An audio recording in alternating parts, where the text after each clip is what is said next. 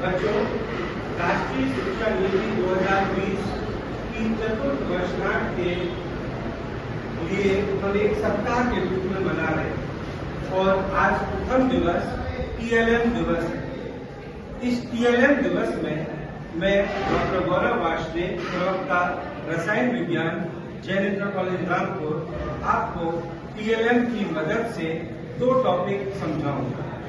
पहला टॉपिक है ऑर्बिटलों की आकृति एवं रासायनिक बंध के प्रकार।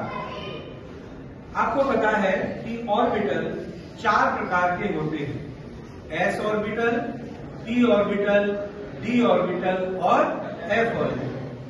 s ऑर्बिटल गोलाकार होता है, इसको हम गोल मानकर s ऑर्बिटल आपको बता रहे हैं। p ऑर्बिटल डंबलाकार होता है, ये p ऑर्बिटल है डंबलाकार। d ऑर्बिटल द्विडंबलाकार होता है, ये रहा d ऑर्बिटल। d ऑर्बिटल द्विडंबलाकार, ठीक। और f ऑर्बिटल फ्लावर शेप होता है, उसकी आकृति जटिल होती है। अब रासायनिक बंध, बेसिकली रासायनिक बंध दो प्रकार के होंगे, एक वैद्युत बंध और एक सहसंयोजी बंध। TLM की मदद से मैं आज आपको सहसंयोजी बंध का निर्माण बता रहा हूं। सहसंयोजी बंध कैसे बनते हैं?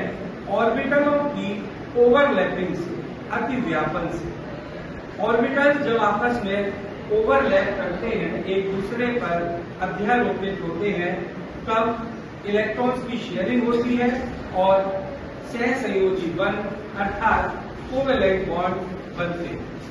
कोवेलेंट बॉन्ड तीन प्रकार से बन सकते हैं, S-S ओवरलैपिंग द्वारा, ये S ऑर्बिटल है, ये भी S ऑर्बिटल है, तो S ऑर्बिटल ये अलग अलग है और अगर इनकी ओवरलैपिंग हो गई, देखिए ये ओवरलैपिंग हो गई इतनी जगह, तो S और S ओवरलैपिंग से सिग्मा बॉन्ड बना। उदाहरण, एक हाइड्रोजन 1s1, दूसरा हाइड्रोजन 1s1, दोनों की ओवरलैपिंग हुई, H बॉन्ड H, H2 अणु का निर्माण हो गया, तो ये SS ओवरलैपिंग हुई। अब दूसरा हम आपको बताएंगे S और P ओवरलैपिंग। ये S ऑर्बिटल गोलाकार, P ऑर्बिटल डंबलाकार। उदाहरण, HCl, हाइड्रोजन का 1s1 और क्लोरीन का P ऑर्बिटल आपस में ओवरलैप करा, ये अलग थे, देखो ये ओवरलैप हो गया, इतना कलर आपको दिखाई दे रहा है, ये P ऑर्बिटल S ऑर्बिटल के साथ ओवरलैप हो गया, तो ये जो बॉन्ड बना ये भी सिंगल बॉन्ड है और सिग्मा बॉन्ड है, तो ये HCl बन गया, ठीक है। अब PP ओवरलैपिंग, अब दो p ऑर्बिटल किस तरह मिल सकते हैं? दोनों p ऑर्बिटल डंबलाकार है, दो p ऑर्बिटल किस तरह मिल सकते हैं? या तो ओवरलैपिंग हो इस तरह, अगर इस तरह ओवरलैपिंग होगी तो बनेगा पाई बंध, इसे कहेंगे लेटरल ओवरलैपिंग या पार्श्वीय अतिव्यापन।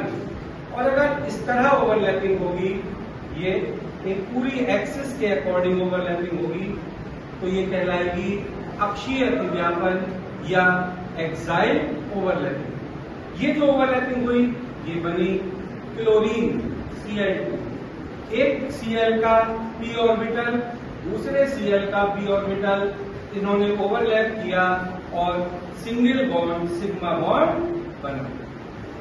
करेक्ट हो रहा है? आ रहा है समझ में? तो ये सिग्मा बॉन्ड बन गया अक्षीय अतिव्यापन से। और अगर इस तरह ओवरलैपिंग होगी, पार्श्वीय अतिव्यापन होगा, तो पार्श्वीय अतिव्यापन से जो बंध बनेगा वो बंध कहलाएगा पाई बंध। इस प्रकार हमने आज TLM की मदद से ऑर्बिटलों के प्रकार और रासायनिक बंध में सहसंयोजी बंध का निर्माण पढ़ा। S ऑर्बिटल केवल सिग्मा बॉन्ड बनाएगा, S और P ऑर्बिटल भी केवल सिग्मा बॉन्ड बनाएंगे, P और P ऑर्बिटल या तो पाई बंध बनाएंगे इस तरह, या सिग्मा बंध बनाएंगे इस प्रकार। Thank you.